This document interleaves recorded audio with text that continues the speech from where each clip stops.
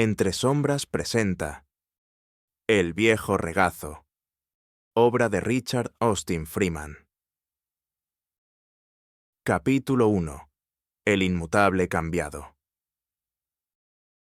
Entre los placeres menores y puramente físicos de la vida, prefiero encomiar esa sensación de bienestar físico que se experimenta al pasar de la oscuridad exterior de una húmeda noche de invierno a un interior alegre, alegrado por la suave luz de una lámpara y una chimenea encendida. Y así pensé cuando, una lúgubre noche de noviembre, entré en nuestras habitaciones del Temple y encontré a mi amigo fumando su pipa cómodamente en zapatillas, junto a una chimenea crepitante, frente a un sillón vacío, evidentemente dispuesto para mí.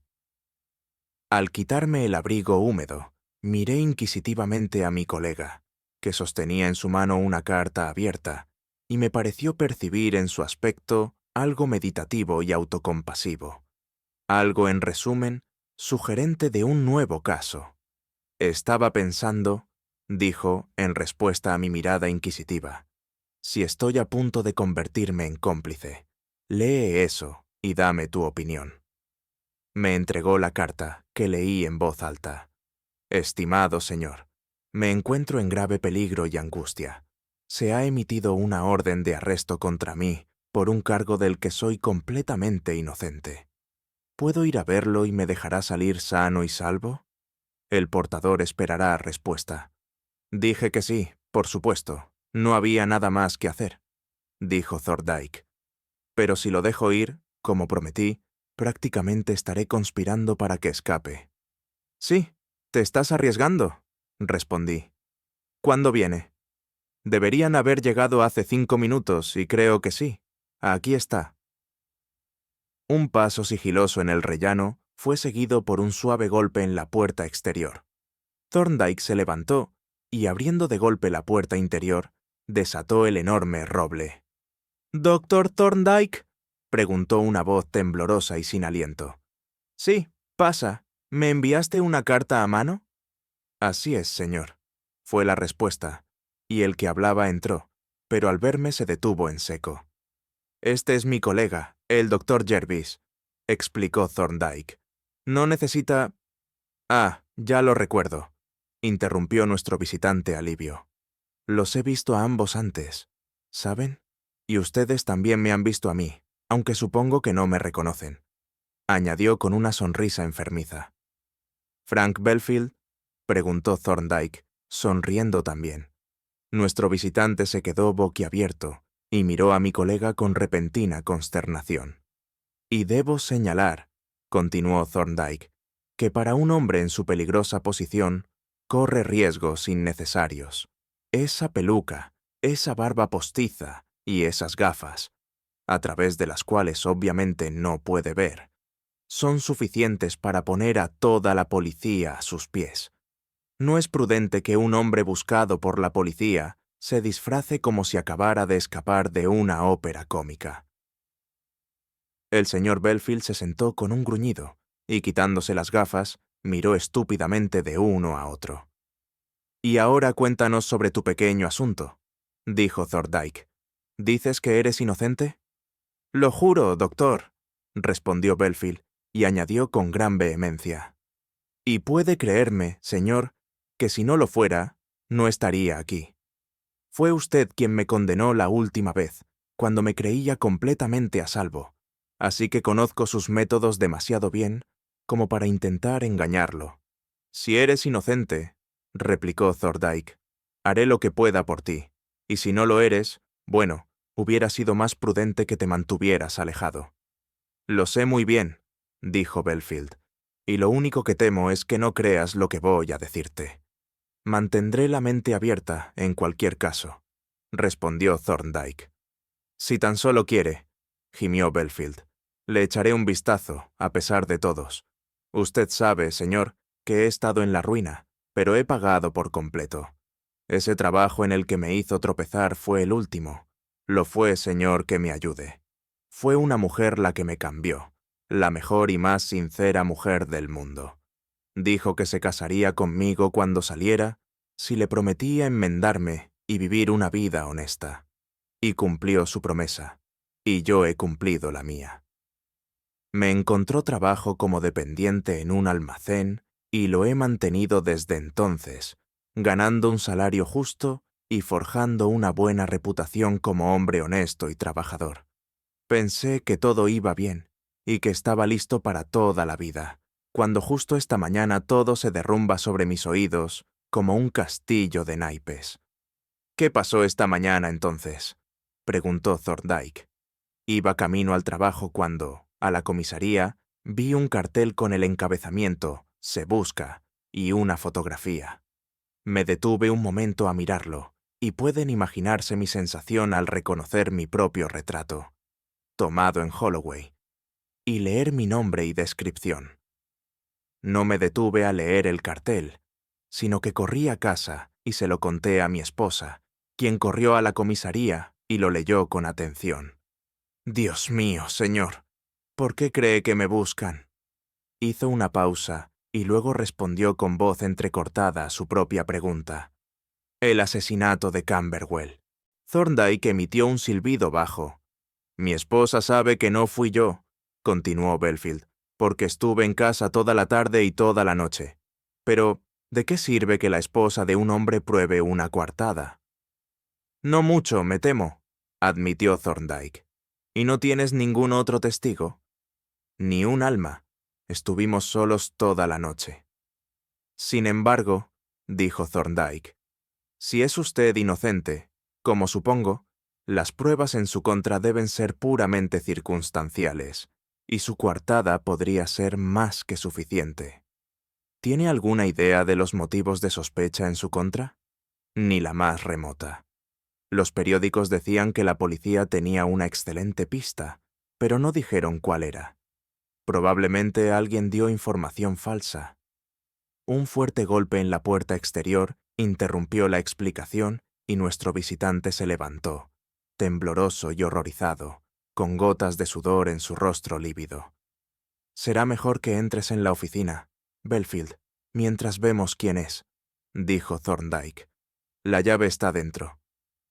El fugitivo no quiso que lo volvieran a invitar, sino que se apresuró a entrar en el apartamento vacío, y cuando la puerta se cerró, oímos la llave girar en la cerradura.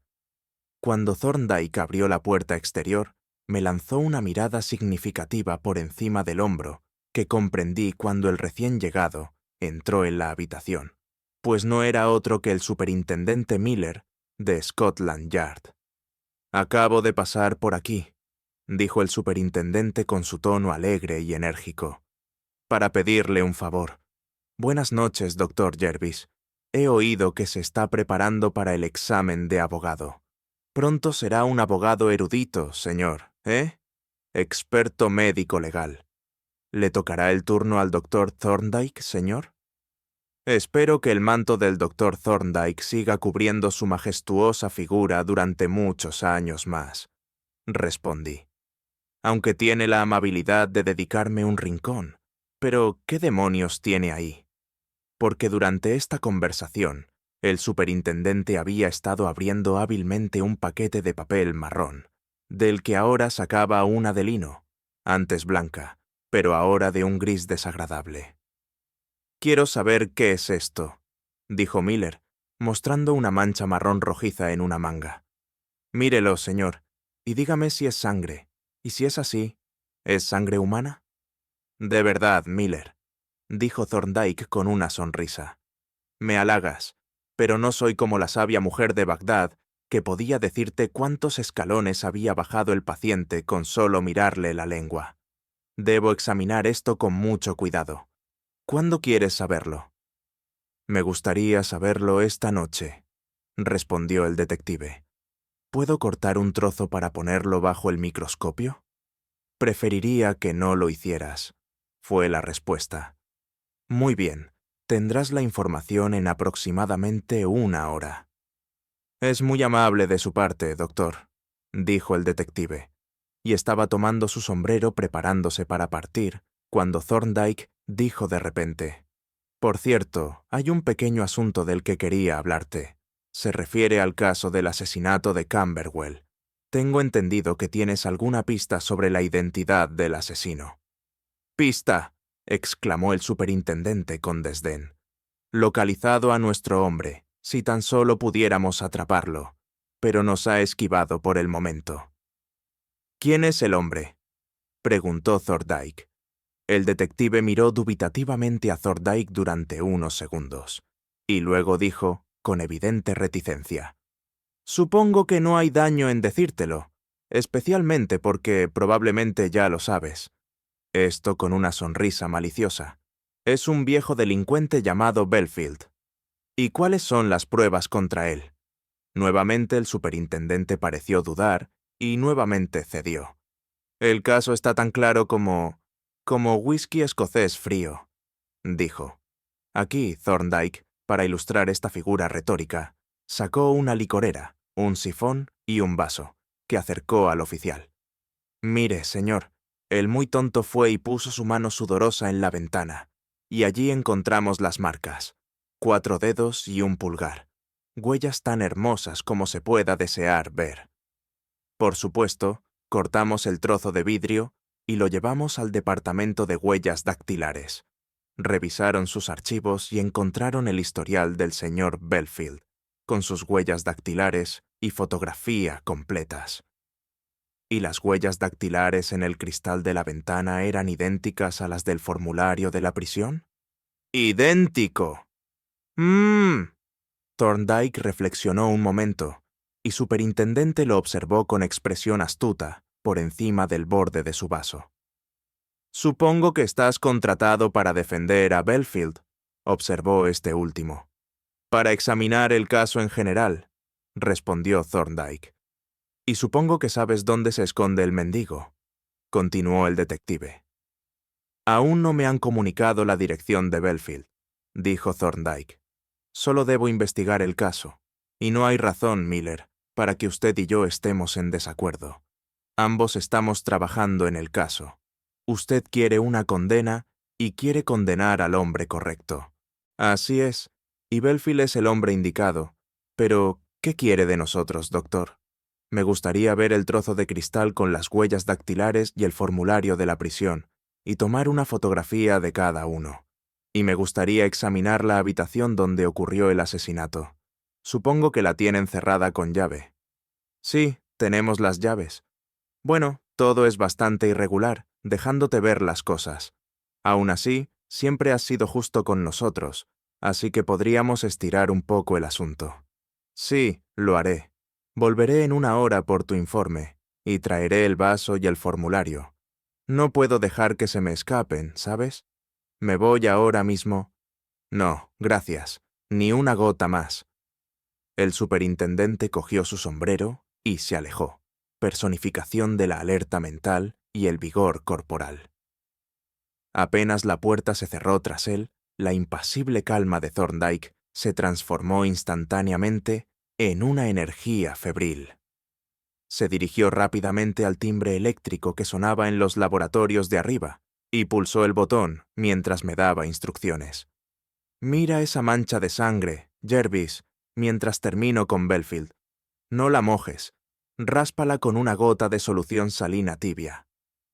Me apresuré a alcanzar el microscopio y colocar sobre la mesa los aparatos y reactivos necesarios, y, mientras estaba así ocupado, una llave giró en la puerta exterior y nuestro invaluable ayudante, Polton, entró en la habitación en su habitual estilo silencioso y discreto. «Póngame el aparato para tomar huellas dactilares, por favor, Polton», dijo Thorndyke. «Y tenga la fotocopiadora lista a las 9. Espero al señor Miller con unos documentos». Cuando su asistente de laboratorio se fue, Thorndyke golpeó la puerta de la oficina. «Está todo despejado, Belfield», gritó. «Puedes salir». La llave giró y emergió el prisionero, con un aspecto ridículamente desconsolado con su ridícula peluca y barba. «Voy a tomar tus huellas dactilares para compararlas a algunas que la policía encontró en la ventana». «¿Huellas?», exclamó Belfield consternado. «¿No dicen que son mías, señor?». «Así es», respondió Thorndyke mirándolo fijamente. Las han comparado con las que le tomaron cuando usted estaba en Holloway, y dicen que son idénticas.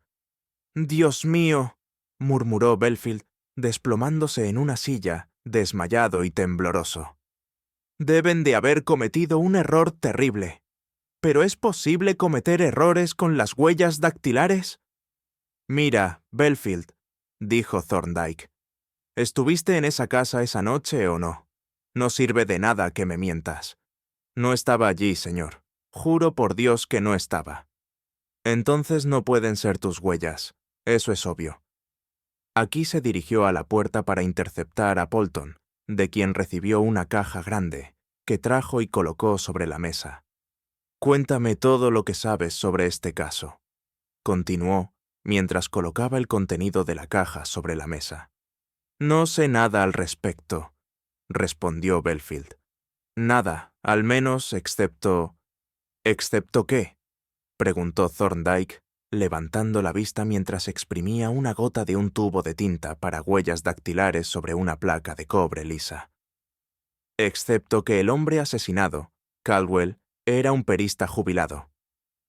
«¿Era un perista?», preguntó Thorndyke con interés. «Sí, y sospecho que también era un chivato. Sabía más de lo que a muchos les convenía». «¿Sabía algo sobre ti?». «Sí, pero nada que la policía no sepa».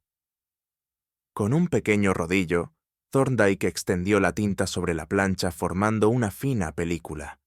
Luego, colocó una cartulina blanca lisa en el borde de la mesa y, tomando la mano derecha de Belfield, presionó el dedo índice con firmeza, pero rapidez, primero sobre la plancha entintada y luego sobre la cartulina, dejando en esta última una huella clara de la yema del dedo. Repitió este proceso con los demás dedos y el pulgar, y luego tomó varias impresiones adicionales de cada uno. «¿Qué herida tan fea te hiciste en el dedo índice, Belfield?», dijo Thorndyke, poniendo el dedo a la luz y examinando la punta con atención. «¿Cómo te lo hiciste?». «Le metí un abrelatas, uno sucio además. Estuvo mal durante semanas. De hecho, el doctor Sampson llegó a pensar que tendría que amputarle el dedo». «¿Hace cuánto tiempo fue eso?». «Oh, hace casi un año, señor». Thorndyke escribió la fecha de la lesión al lado de la huella dactilar y luego, tras enrollar de nuevo la placa de tinta, colocó sobre la mesa varias tarjetas más grandes. «Ahora voy a tomar las huellas de los 4 dedos y el pulgar a la vez», dijo. «En la prisión solo me quitaron los 4 dedos a la vez», dijo Belfield. «Me quitaron el pulgar por separado». «Lo sé», respondió Thorndyke, «pero tomaré la impresión tal como aparecerá en el cristal de la ventana».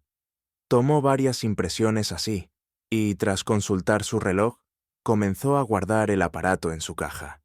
Mientras tanto, observaba de vez en cuando, meditabundo, al sospechoso que estaba sentado, la viva imagen de la miseria y el terror, limpiándose la tinta grasienta de los dedos temblorosos con el pañuelo.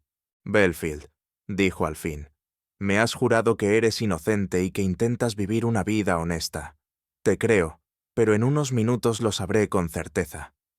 «Gracias a Dios por eso, señor», exclamó Belfield, animándose maravillosamente. «Y ahora», dijo Thorndyke, «será mejor que regreses a la oficina, porque estoy esperando al superintendente Miller y podría llegar en cualquier momento». Belfield regresó a la oficina a toda prisa, cerrando la puerta con llave, y Thorndyke, tras devolver la caja al laboratorio y guardar las tarjetas con las huellas dactilares en un cajón, se acercó a inspeccionar mi trabajo.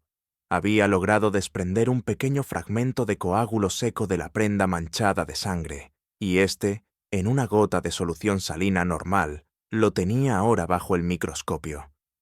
«¿Qué estás haciendo, Jervis?», preguntó mi colega. «Corpúsculos ovalados con núcleos diferenciados», respondí.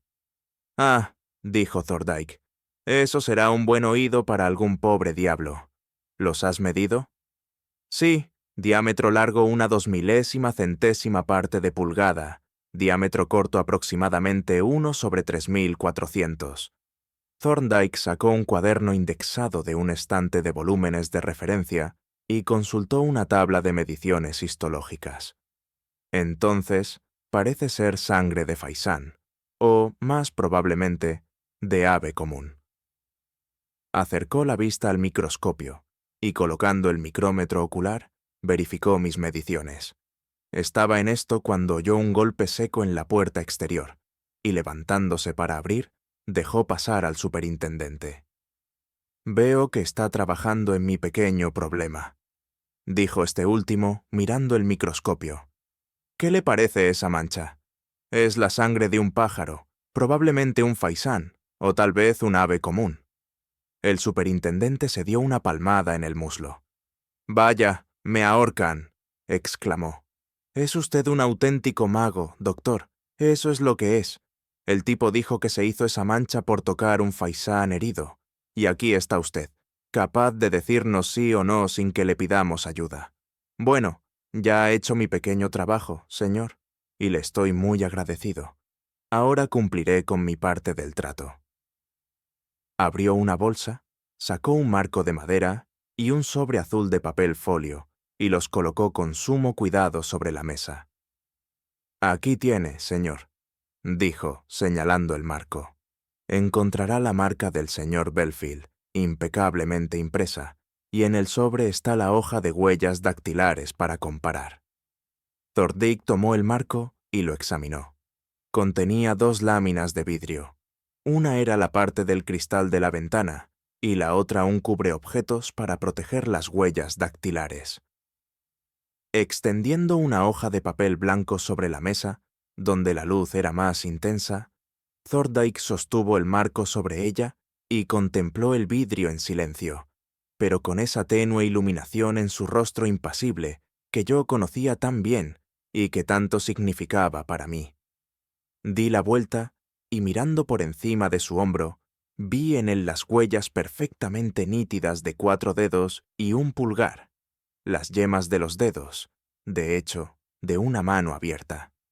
Después de observar atentamente el marco durante algún tiempo, Thorndyke sacó de su bolsillo una pequeña bolsa de cuero, de la que extrajo una potente lente doble, y con ayuda de ésta volvió a explorar las huellas dactilares, deteniéndose especialmente en la huella del dedo índice. «No creo que encuentre usted mucho de malo en esas huellas dactilares, doctor», dijo el superintendente. «Son tan claras como si las hubiera hecho a propósito». «Son así», respondió Thorndyke con una sonrisa inescrutable. «Exactamente como si los hubiera hecho a propósito. Y qué limpio está el cristal, como si lo hubiera pulido antes de hacer la impresión». El superintendente miró a Thorndyke con rápida sospecha, pero la sonrisa se había desvanecido y había dado paso a una inmovilidad rígida de la que nada se podía sacar en limpio. Tras examinar el vaso exhaustivamente, Thorndyke sacó el formulario de huellas dactilares del sobre y lo examinó rápidamente, mirando repetidamente del papel al vaso y del vaso al papel. Finalmente, los colocó sobre la mesa, y volviéndose hacia el detective, lo miró fijamente a la cara. «Creo, Miller», dijo, «que puedo darte una pista». «¿De verdad, señor? ¿Y qué podría ser?» «Esto es así. Estás buscando al hombre equivocado». El superintendente resopló. No un bufido fuerte, pues eso habría sido de mala educación, y ningún oficial podría ser más cortés que el superintendente Miller. Pero transmitió una protesta que rápidamente repitió con palabras. «¿No querrás decir que las huellas en ese cristal no son las de Frank Belfield?» «Digo que esas impresiones no fueron hechas por Frank Belfield», respondió Thorndyke con firmeza. «¿Admite usted, señor, que las huellas dactilares del formulario oficial fueron hechas por él?» «No tengo ninguna duda de que lo eran». «Bueno, señor, el señor Singleton, del Departamento de Huellas Dactilares, ha comparado las huellas del cristal con las del formulario y dice que son idénticas. Yo las he examinado y digo que son idénticas». «Exactamente», dijo Thorndyke. Los he examinado y digo que son idénticos, y que, por lo tanto, los que están en el cristal no pueden haber sido hechos por Belfield. El superintendente resopló de nuevo, algo más fuerte esta vez, y miró a Thorndyke con el ceño fruncido. «Supongo que no me está tomando el pelo, señor», preguntó con cierta amargura. «Preferiría hacerle cosquillas a un puercoespín», respondió Thorndyke con una suave sonrisa. «Bueno», replicó el desconcertado detective. «Si no lo conociera, señor, diría que está diciendo tonterías. Quizás no le importe explicarme lo que quiere decir». «Supongamos», dijo Thorndyke, «que le aclaro que esas huellas en el cristal no fueron hechas por Belfield. ¿Aún así, ejecutaría la orden?» «¿Qué te parece?», exclamó Miller. «¿Crees que deberíamos ir a juicio para que vengas a desbaratar nuestro caso, como hiciste en el caso Hornby? Por cierto, ahora que lo pienso, ese también fue un caso de huellas dactilares». Y el superintendente se quedó pensativo de repente. «Se ha quejado a menudo», prosiguió Thorndyke, «de que le he ocultado información y le he presentado pruebas inesperadas en el juicio. Ahora voy a confiarle mi secreto, y cuando le haya demostrado que esa pista suya es falsa, espero que deje que este pobre Belfield siga su camino en paz». El superintendente gruñó, una forma de expresión que no lo comprometía a nada.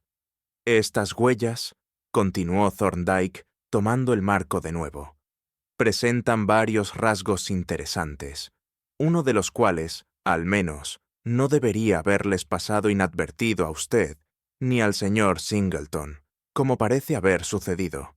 Mire ese pulgar».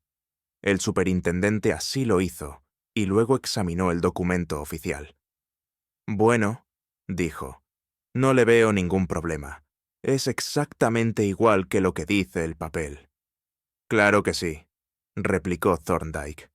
«Y ese es precisamente el punto. No debería ser así.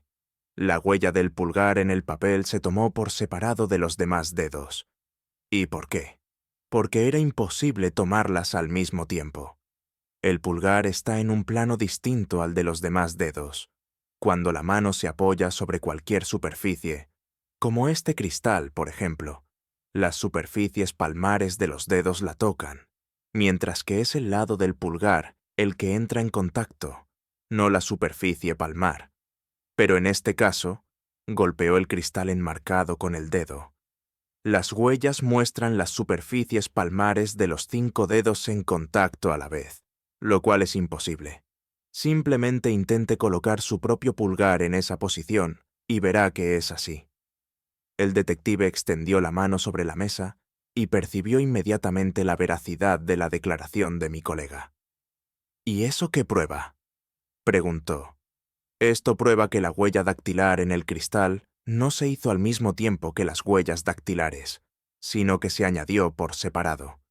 Y ese hecho parece demostrar que las huellas no se hicieron accidentalmente, sino que, como usted ingeniosamente acaba de sugerir, se pusieron allí con un propósito». «No le veo el sentido a todo esto», dijo el superintendente, frotándose la nuca con perplejidad.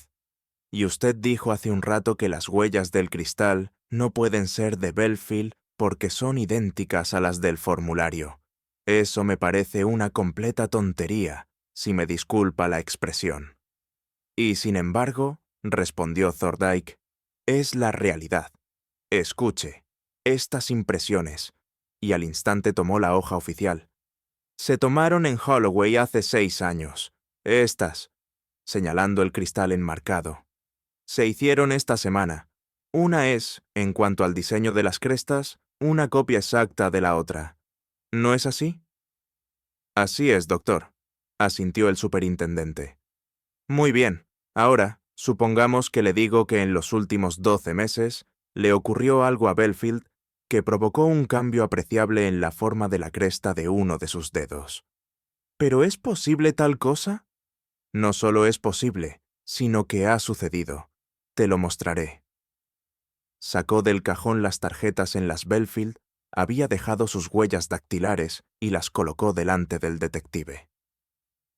Observen las huellas del dedo índice, dijo, señalándolas.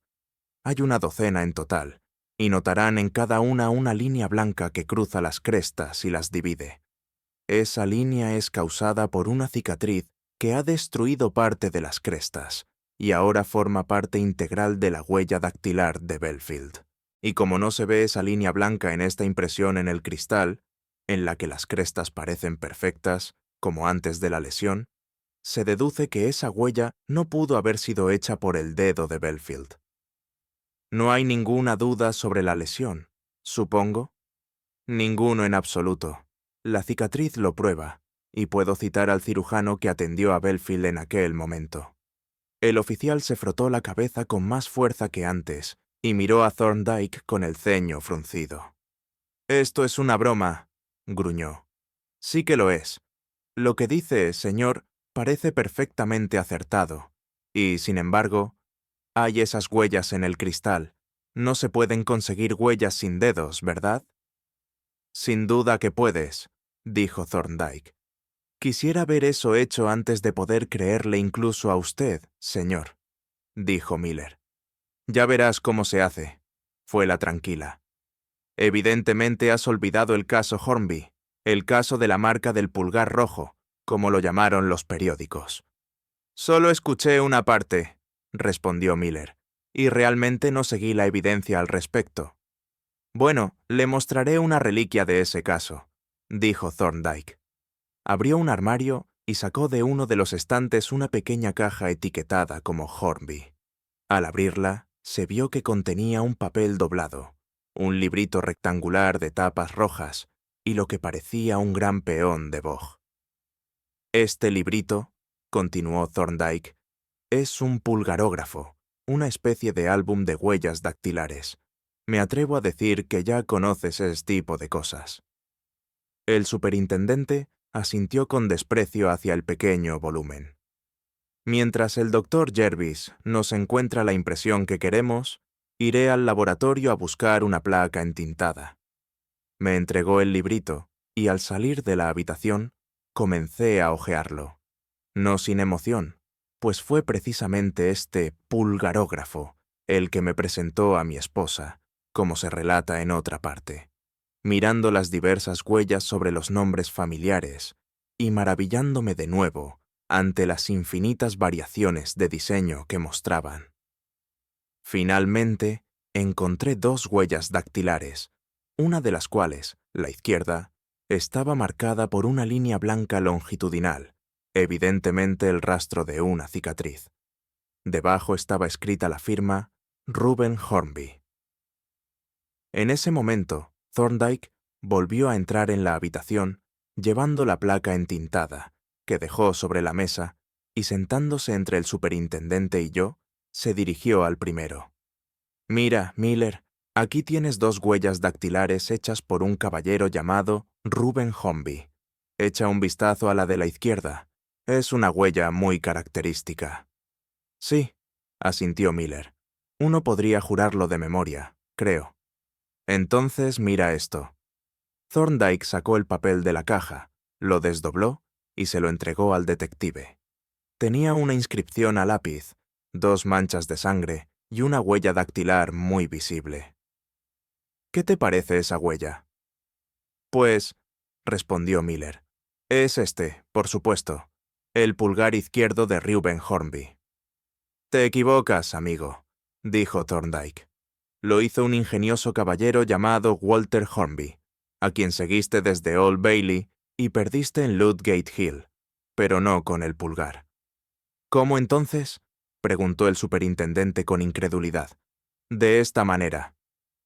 Thorndyke sacó el peón de boj de su receptáculo y presionó su plana contra la placa entintada. Luego lo levantó y lo presionó contra el reverso de una tarjeta de visita, y volvió a levantarlo. Y ahora la tarjeta estaba marcada con una huella dactilar muy distintiva. «¡Dios mío!», exclamó el detective, cogiendo la tarjeta y observándola con consternación. «Esto es el mismísimo diablo, señor. Esto prácticamente anula la identificación por huellas dactilares. Puedo preguntar, señor, ¿cómo hizo ese sello? Porque supongo que lo hizo».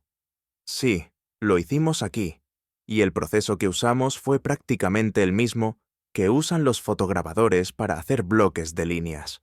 Es decir, fotografiamos una de las huellas dactilares del señor Hornby. La imprimimos en una placa de gelatina de cromo, la revelamos con agua caliente, y esto, aquí tocó la superficie en relieve del sello, es lo que quedó. Pero podríamos haberlo hecho de otras maneras, por ejemplo, con papel de transferencia común y piedra litográfica. De hecho, le aseguro, Miller, que no hay nada más fácil de falsificar que una huella dactilar, y se puede hacer con tal perfección que el propio falsificador no puede distinguir su propia falsificación de un original genuino, ni siquiera colocándolas una al lado de la otra. Bueno, me ahorcan, gruñó el superintendente. Me ha dejado en ridículo esta vez, doctor. Se levantó con tristeza y se dispuso a marcharse. Supongo, añadió, que su interés este caso ha decaído, ahora que Belfield está fuera de él, ¿no? Profesionalmente sí, pero estoy dispuesto a terminar el caso para mi propia satisfacción. Tengo mucha curiosidad por saber quién puede ser nuestro ingenioso amigo. El rostro de Miller se iluminó. Le daremos todas las facilidades, ¿sabe? Y eso me recuerda que Singleton me dio estas dos fotografías para usted, una del documento oficial y otra de las impresiones en el cristal. ¿Hay algo más que podamos hacer por usted? Me gustaría echar un vistazo a la habitación donde tuvo lugar el asesinato. Lo harás, doctor. Mañana, si quieres. Nos vemos allí por la mañana a las 10, si te parece bien. Sería excelente, le aseguró Thorndyke, y con esto el superintendente se despidió con renovado ánimo. Apenas habíamos cerrado la puerta cuando se oyó un golpe apresurado y urgente, momento en el que la abrí de nuevo y una mujer vestida tranquilamente con un velo grueso, que estaba de pie en el umbral, pasó rápidamente junto a mí y entró en la habitación. ¿Dónde está mi marido?, preguntó mientras cerraba la puerta, y entonces, al ver a Thorndyke, se acercó a él con aire amenazador y rostro aterrorizado pero enfadado. «¿Qué ha hecho con mi marido, señor?», repitió. «¿Lo ha traicionado después de haber dado su palabra?». Me encontré con un hombre que parecía policía en las escaleras. «Su esposo, señora. Belfield está aquí y a salvo», respondió Thorndyke. «Se ha encerrado en esa habitación», señaló la oficina. La señora Belfield corrió y llamó con fuerza a la puerta. «¿Estás ahí, Frank?», preguntó. En respuesta inmediata, la llave giró, la puerta se abrió y Belfield emergió con un aspecto muy pálido y desgastado. «Me ha tenido usted allí mucho tiempo, señor», dijo.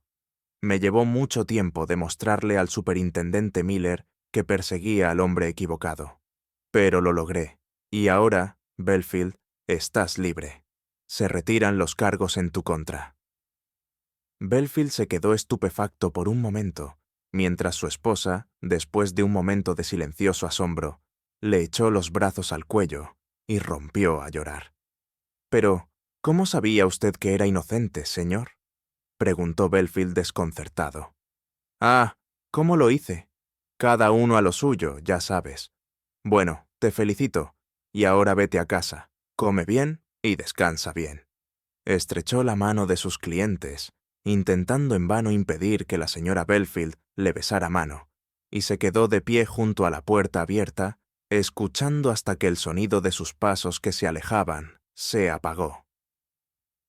«Una mujercita noble, Jervis», dijo al cerrar la puerta. «En un instante me habría arañado la cara, y quiero descubrir al sinvergüenza que intentó arruinar su felicidad». Capítulo 2. El barco del desierto. El caso que voy a describir siempre me ha parecido singularmente instructivo, pues ilustra el valor y la importancia de esa regla fundamental en la realización de investigaciones, que Thorndyke había establecido con tanta insistencia, la regla de que todos los hechos, de cualquier manera, relacionados con un caso, deben recopilarse imparcialmente y sin referencia me guiará a ninguna teoría, y cada hecho, por trivial o aparentemente irrelevante que sea, debe estudiarse cuidadosamente. Pero no debo anticipar las observaciones de mi erudito y talentoso amigo sobre este tema, que debo relatar más adelante. Permítanme, en cambio, pasar al caso en sí. Había dormido en nuestras habitaciones en King's Bench Walk, como solía hacer 2 o 3 noches semana, y al bajar a la sala de estar, encontré al criado de Thorndyke, Polton, dando los últimos toques a la mesa del desayuno, mientras que Thorndyke examinaba con atención 2 fotografías de huellas dactilares, de las que parecía estar tomando medidas elaboradas con un par de divisores de pelo. Me saludó con su sonrisa tranquila y cordial, y dejando los divisores, se sentó a la mesa del desayuno. «Supongo que vendrás conmigo esta mañana», dijo. «Por el caso del asesinato de Camberwell, ya sabes».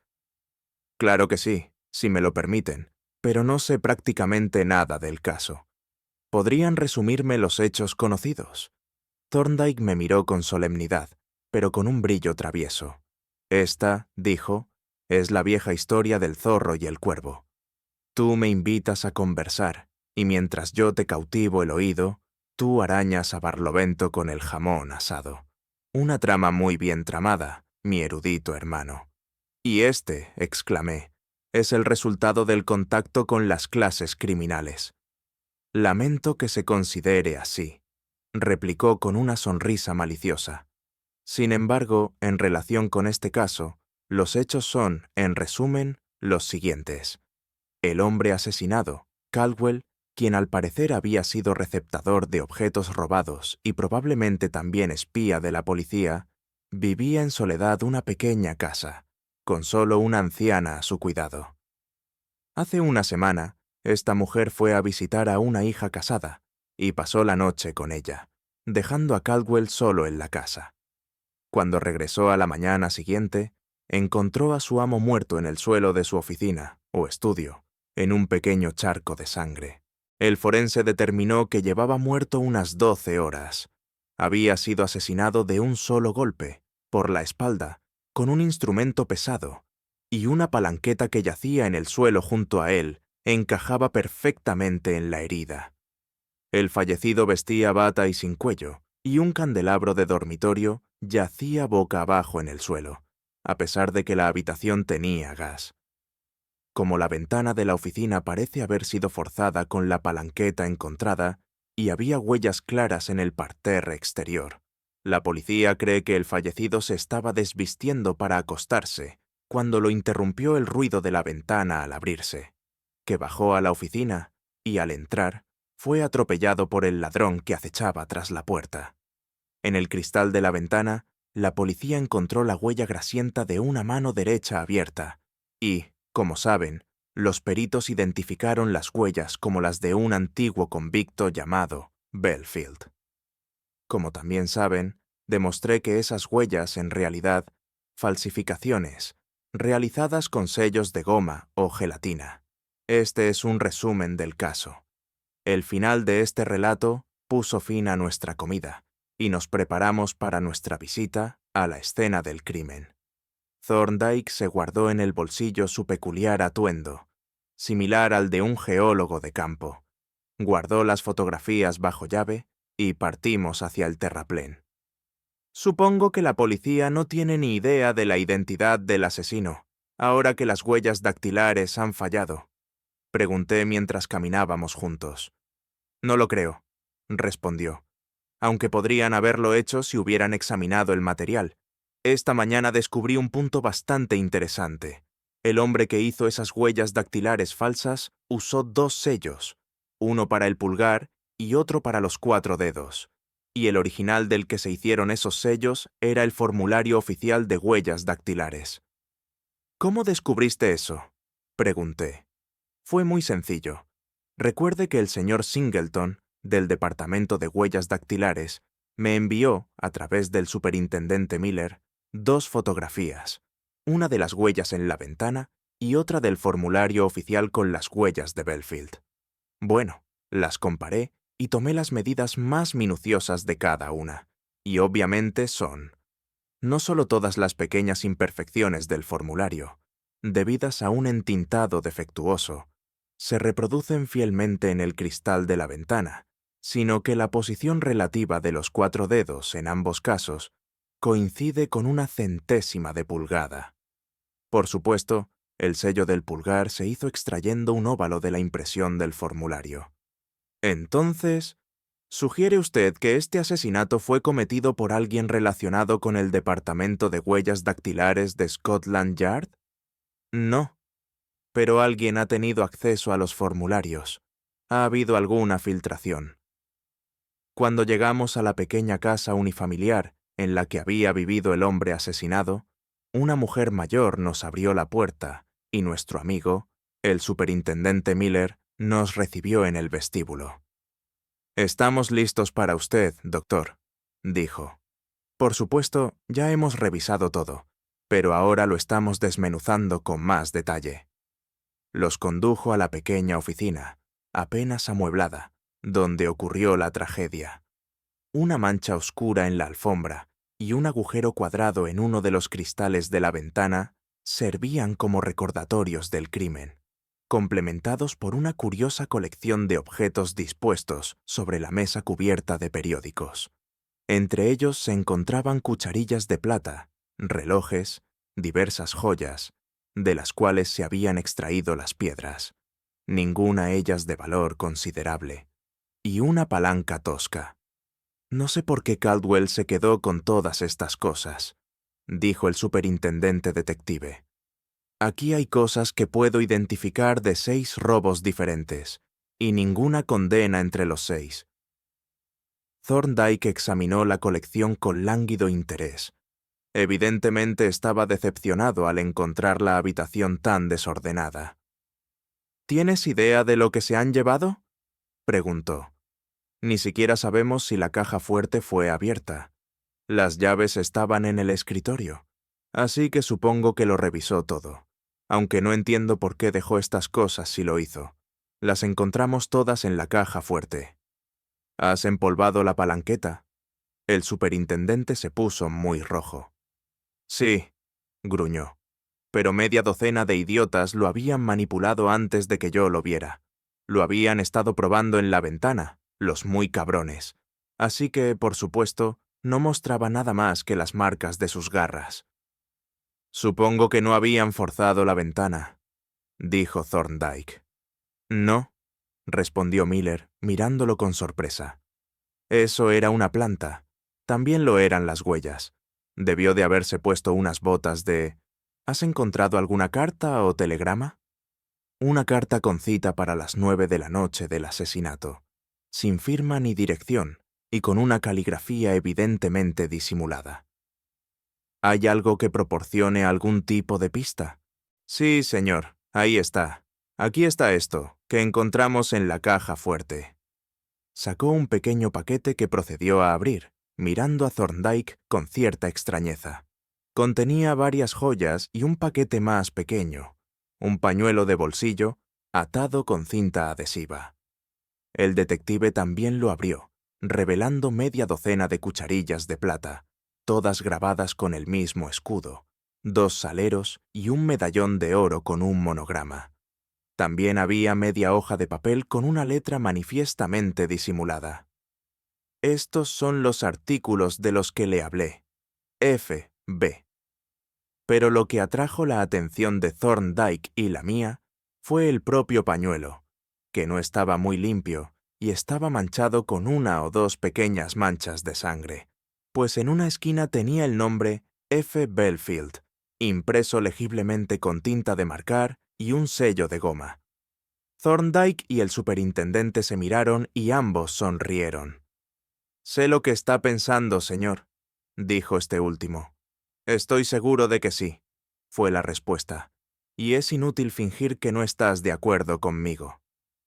«Bueno, señor», dijo Miller con tenacidad, «si ese pañuelo fue puesto allí como una trampa, Belfield tiene la responsabilidad de demostrarlo. Verá, doctor», añadió con tono persuasivo, «no es solo este trabajo el que se ve afectado, Esas cucharas, esos saleros y ese relicario son parte de las ganancias del robo de Winchmore Hill, y necesitamos al caballero que cometió ese robo.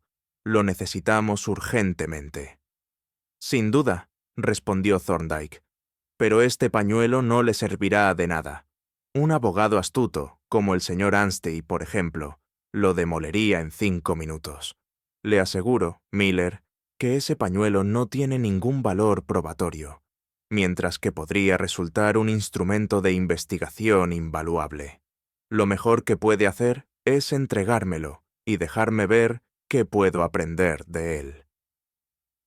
El superintendente estaba obviamente insatisfecho, pero finalmente aceptó, con manifiesta renuencia, la sugerencia de Thorndyke. «Muy bien, doctor», dijo. «Lo tendrá un día o dos. ¿Quiere también las cucharas y demás?» «No, solo el pañuelo y el papel que había dentro».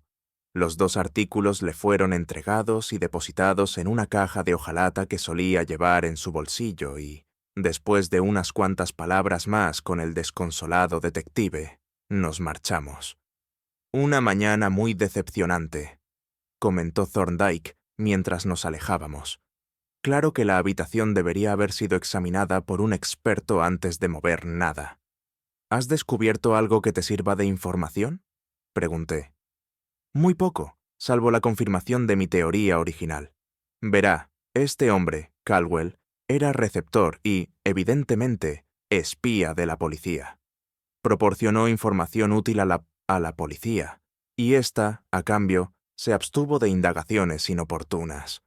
Pero un espía, o soplón, casi siempre es también un chantajista, y lo más probable en este caso es que algún delincuente, al que Caldwell le estaba poniendo demasiada presión, concertó una reunión cuando la casa estaba vacía y, sin más, le dio un golpe en la cabeza.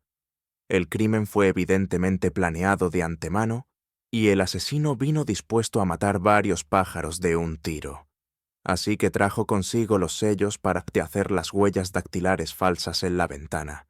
Y me cabe duda de que también trajo este pañuelo y los diversos objetos de plata y joyas de esos robos que tanto le interesan a Miller, y los metió en la caja fuerte. Se habrá dado cuenta, supongo, de que ninguna de las cosas tenía valor, pero todas eran fáciles de identificar.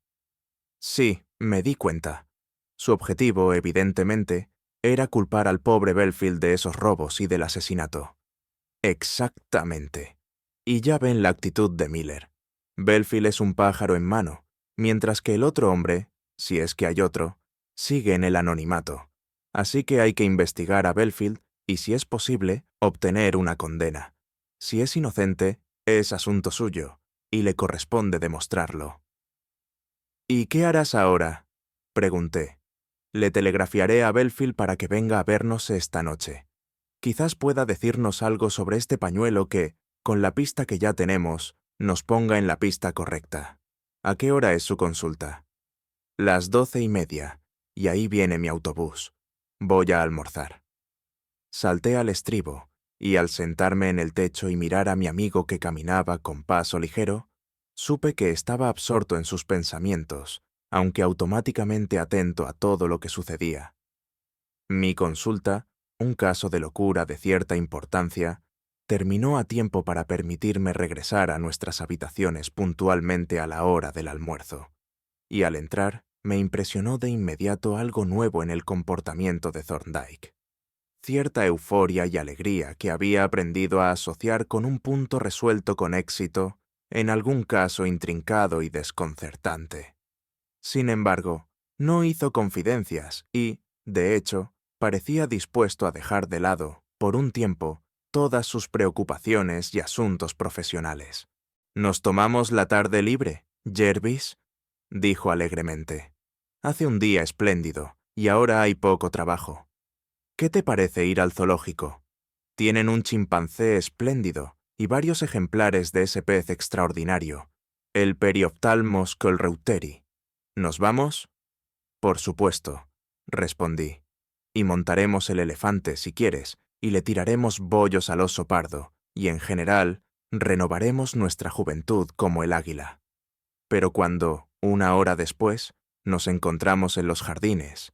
Empecé a sospechar que mi amigo tenía algún propósito oculto en esta excursión, pues no fue el chimpancé, ni siquiera el maravilloso pez, lo que atrajo su atención.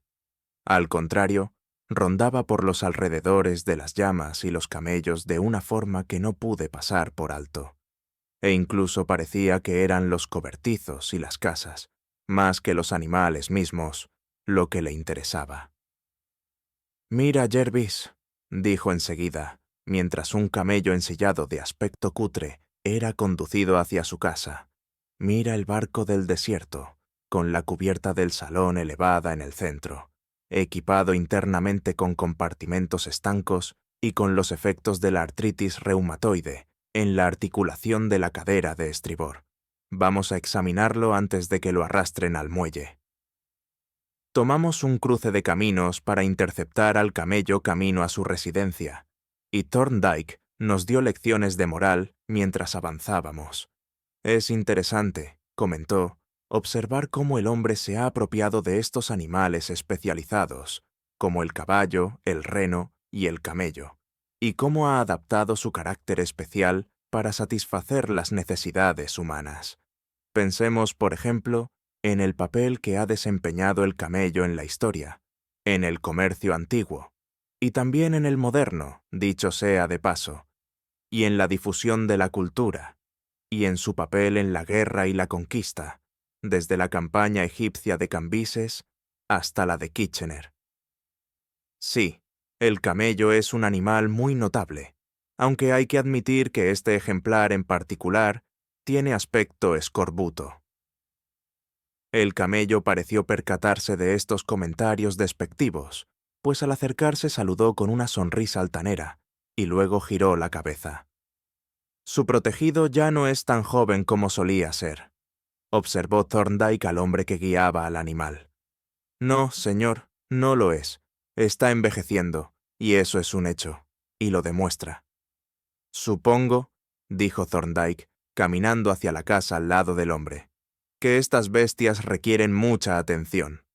«Tiene usted razón, señor. Son unos brutos de mal carácter». «Eso he oído. Pero son criaturas interesantes, los camellos y los llamas. ¿Sabes si hay series completas de fotografías de ellos aquí?» «Puede conseguir muchas en la posada, señor», respondió el hombre. «Pero no todas, creo. Si quiere un juego completo, hay uno de nuestros hombres en el camellero que podría prestárselas. Él mismo toma las fotos, y además es muy hábil. Pero no está aquí ahora mismo». «Tal vez podrías darme su nombre para poder escribirle», dijo Thorndyke. «Sí, señor. Se llama Woodthorpe, Joseph Woodthorpe. Hará lo que usted le pida». «Gracias, señor. Buenas tardes, señor». Y, embolsándose una propina inesperada, el hombre condujo a su grupo hacia su guarida. El absorbente interés de Thorndyke por los camélidos parecía extinguirse repentinamente, y me dejaba llevarle a cualquier parte de los jardines que me atrajera, mostrando un interés imparcial por todos los habitantes, desde los insectos hasta los elefantes, y disfrutando de sus vacaciones, si las había, con la alegría y el buen humor de un colegial. Sin embargo, nunca dejaba pasar la oportunidad de coger un pelo o una pluma sueltos, sino que los recogía con cuidado, los envolvía en su papel aparte, donde estaba escrita su descripción, y los depositaba en su caja de hojalata.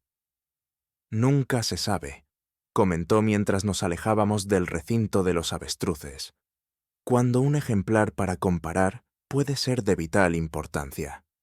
Aquí, por ejemplo, hay una pequeña pluma de casuario, y aquí el pelo de un ciervo guapiti.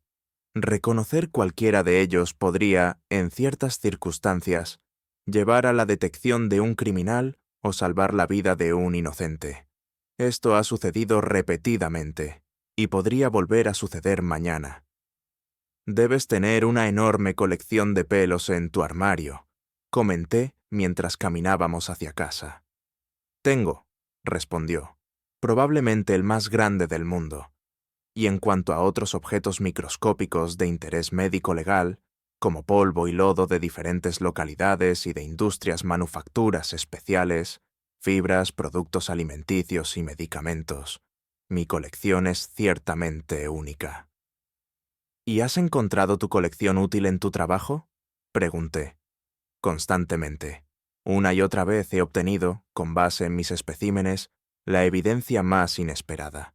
Y cuanto más practico, más me convenzo de que el microscopio es el pilar fundamental del jurista médico. Por cierto, dije, hablaste de enviar un telegrama a Belfield. ¿Lo enviaste? Sí, le pedí que viniera a verme esta noche a las 8:30, y si era posible, que trajera a su esposa. Quiero aclarar el misterio del pañuelo. ¿Pero crees que te dirá la verdad sobre esto? Es imposible juzgarlo. Sería un tonto si no lo hiciera. Pero creo que sí. Me teme a mí y a mis métodos. En cuanto terminamos de cenar y recogimos todo, Thorndyke sacó la caja de recolección de su bolsillo y comenzó a clasificar la pesca del día, dando instrucciones explícitas a Polton sobre cómo desechar cada espécimen. Los pelos y las plumas pequeñas debían montarse como objetos microscópicos, mientras que las plumas más grandes debían colocarse, cada una en su sobre etiquetado, en su caja correspondiente. Mientras me estas instrucciones, permanecí junto a la ventana, mirando distraídamente hacia afuera, mientras escuchaba, recogiendo muchos consejos útiles sobre la técnica de preparación y conservación, y lleno de admiración por el exhaustivo conocimiento de mi colega sobre los detalles prácticos y la perfecta manera en que había entrenado a su asistente. De repente me sobresalté, pues una figura conocida cruzaba desde Crown Office Row y evidentemente se dirigía hacia nuestras habitaciones. «¡Dios mío, Thorndyke!», exclamé. «¡Qué desastre!». «¿Qué ocurre?», preguntó mirando hacia arriba con ansiedad. El superintendente Miller se dirige directamente a nuestra puerta. Son las 8:20. Thorndyke rió. «Será una situación peculiar», comentó, y un poco impactante para Belfield, pero en realidad no importa. De hecho, creo que, en general, me alegra bastante que haya venido. El enérgico golpe del superintendente se oyó unos momentos después, y cuando Polton le permitió entrar, entró y miró a su alrededor un poco avergonzado. «Me avergüenza venir a preocuparle de esta manera, señor», comenzó disculpándose. «En absoluto», respondió Thorndyke, deslizando con serenidad la pluma del casuario en un sobre escribiendo el nombre, la fecha y la localidad en el exterior. «Soy su servidor en este caso, ¿sabe? Polton, whisky con soda para el superintendente».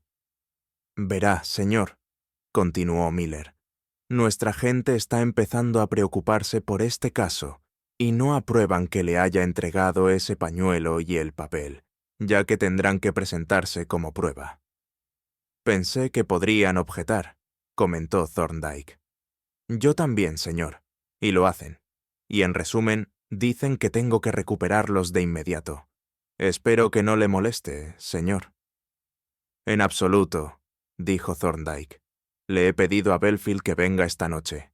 Lo espero en unos minutos, y cuando haya escuchado lo que tiene que decir, ya no necesitaré el pañuelo».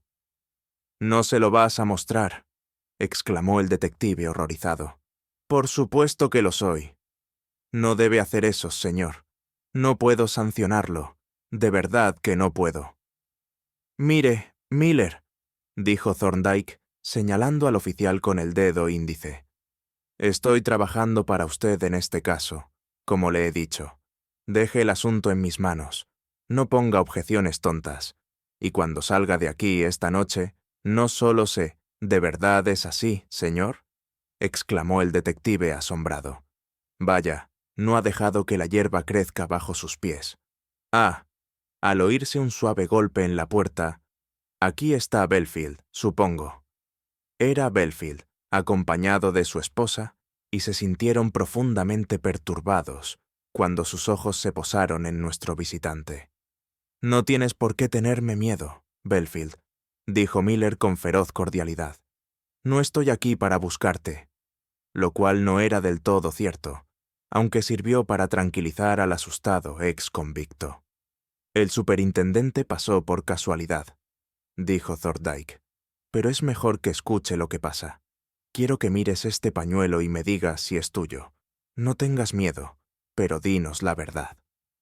Sacó el pañuelo de un cajón y lo extendió sobre la mesa, y entonces observé que de una de las manchas de sangre se había cortado un pequeño cuadrado.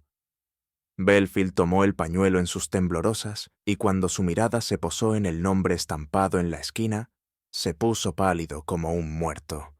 «Se parece al mío», dijo con voz ronca. «¿Qué te parece, Liz?», añadió, entregándoselo a su esposa. La señora Belfield examinó primero el nombre y luego el dobladillo. «Es tuyo, Frank», dijo. «Es el que se cambió en la lavadora. Verás, señor», continuó, dirigiéndose a Thorndyke.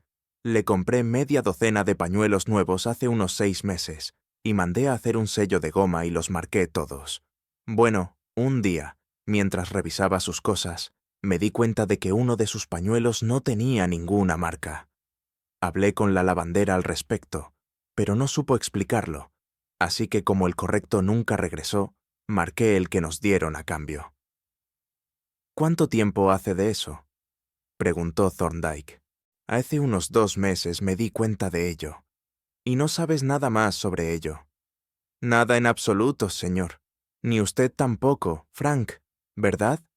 Su marido meneó la cabeza con tristeza, y Thorndyke volvió a guardar el pañuelo en el cajón.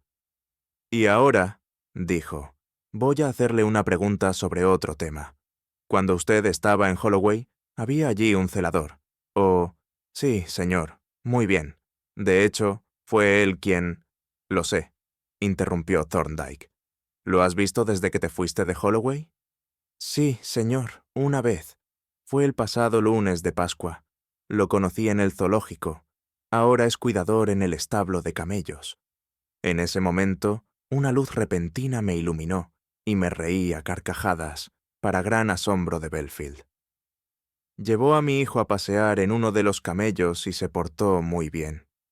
«¿Recuerdas que haya sucedido algo más?», preguntó Thorndyke. «Sí, señor. El camello tuvo un pequeño accidente. Dio una coz. Era un animal de mal genio. Y su pata golpeó un poste. Resultó que un clavo sobresalía del poste y le arrancó un pequeño trozo de piel.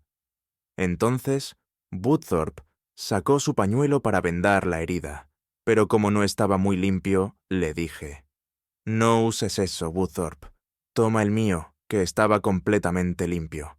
Así que lo tomó, vendó la pata del camello y me dijo: «La haré lavar y te la enviaré si me das tu dirección». Pero le dije que no hacía falta. Pasaría por el camellero al salir y buscaría el pañuelo. Y así lo hice. Como 1 hora después, y Woodthorpe me dio mi pañuelo, doblado, pero sin lavar. «¿Lo examinaste para ver si era tuyo?», preguntó Thorndyke. «No, señor. Simplemente lo guardé en mi bolsillo tal como estaba». «¿Y qué fue de ello después?». «Cuando llegué a casa lo tiré al cesto de la ropa sucia». «¿Eso es todo lo que sabes al respecto?». «Sí, señor. Eso es todo lo que sé». «Muy bien, Belfield. Con eso basta. Ya no tienes por qué preocuparte. Pronto sabrás todo sobre el asesinato de Camberwell, claro, si lees los periódicos». El exconvicto y su esposa se sintieron obviamente aliviados por esta promesa y se marcharon de muy buen humor. Al marcharse, Thorndyke sacó el pañuelo y la media hoja de papel y se los entregó al superintendente, comentando: «Esto es muy satisfactorio, Miller. Todo el caso parece encajar a la perfección. Hace 2 meses, la esposa notó por primera vez el pañuelo sustituido, y el pasado lunes de Pascua, hace poco más de 2 meses, ocurrió este incidente tan significativo en el zoológico». «Está muy bien, señor», objetó el superintendente. «Solo tenemos su palabra, ¿sabe?». «No es así», respondió Thorndyke. «Tenemos excelentes pruebas que lo corroboran. ¿Se dio cuenta de que corté un pequeño trozo de la parte manchada de sangre del pañuelo? Sí, y lamenté que lo hubieras hecho. A nuestra gente no le va a gustar. Bueno, aquí está. Le pediremos al doctor Jervis que nos dé su opinión. Del cajón en el que había escondido el pañuelo, sacó un portaobjetos de microscopio y, colocando el microscopio sobre la mesa, puso el portaobjetos sobre la platina. Ahora, Jervis, dijo, cuéntanos qué ves allí.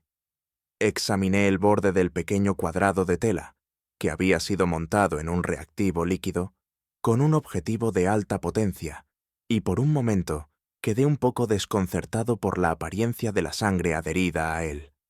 Parece sangre de pájaro, dije al cabo de un rato, con cierta vacilación, pero no distingo ningún núcleo. Volví a mirar, y de repente, ¡por Júpiter!, exclamé. La tengo, claro. Es sangre de camello. ¿Es así, doctor?, preguntó el detective, inclinándose hacia adelante, excitado. Así es, respondió Thorndyke. Descubrí al llegar a casa esta mañana. Verá, explicó. Es bastante inconfundible. La regla es que los corpúsculos sanguíneos de los mamíferos son circulares.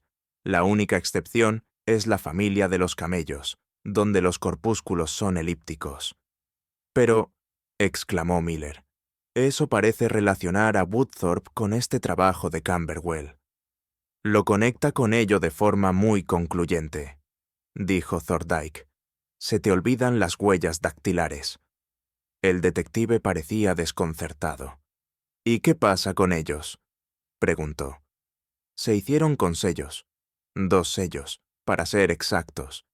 Y esos sellos se hicieron mediante un proceso fotográfico a partir del formulario preoficial de huellas dactilares. Puedo demostrarlo sin lugar a dudas. Bueno, supongamos que lo fueran. ¿Y entonces qué? Thorndyke abrió un cajón y sacó una fotografía que le entregó a Miller.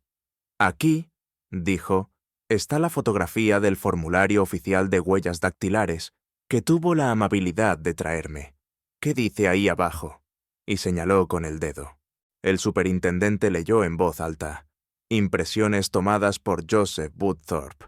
Rango, guardián, prisión, Holloway. Observó la fotografía un momento y luego exclamó. «¡Vaya, me ahorcan! Ha resuelto esto con mucha precisión, doctor. Y qué rápido. Tendremos Woodthorpe bajo llave mañana a primera hora. ¿Pero cómo cree que lo hizo? Podría haber tomado huellas dactilares duplicadas y haberse quedado con un solo formulario. Los prisioneros no se habrían dado cuenta de que había algo raro, pero no lo hizo en este caso. Debió de haber logrado fotografiar el formulario antes de enviarlo. A un fotógrafo experto le llevaría solo un par de minutos con una cámara de mano adecuada colocada sobre una mesa a la distancia adecuada de la pared. Y he comprobado que es un fotógrafo experto. Probablemente encontrará el aparato, y también los sellos, cuando registre sus habitaciones. Vaya, vaya. Nos da algunas sorpresas, doctor. Pero debo irme a ver qué pasa con esta orden. Buenas noches, señor, y muchas gracias por su ayuda. Cuando el superintendente se fue, nos sentamos un rato mirándonos en silencio. Finalmente, Thorndyke habló. «Aquí tienes un caso, Jervis», dijo, «que a pesar de su sencillez, nos enseña una lección invaluable, una lección que deberías tomar muy en serio. Es la siguiente. El valor probatorio de cualquier hecho es una incógnita hasta que se ha examinado. Parece una verdad evidente, pero como muchas otras, en la práctica se pasa por alto constantemente. Tomemos el caso presente.